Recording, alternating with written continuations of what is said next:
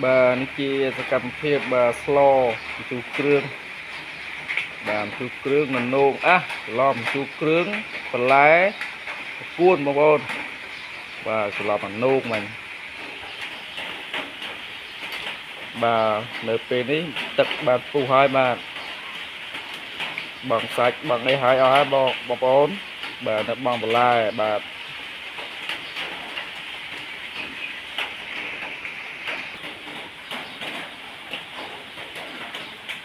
lấy những chặt bàn bằng bà lai bà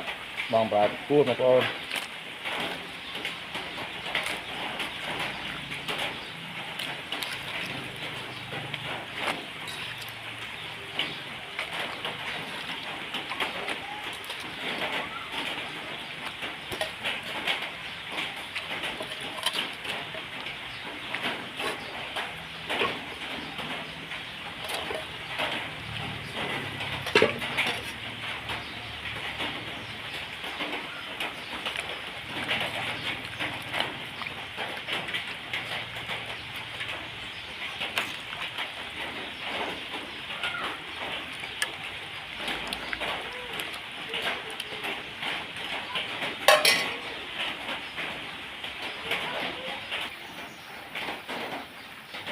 lo nó bênนี้បានឆ្អិនហើយបងប្អូន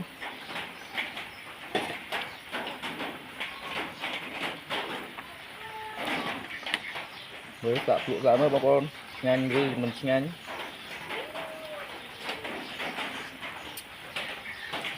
ឆ្ងាញ់បងប្អូនឆ្ងាញ់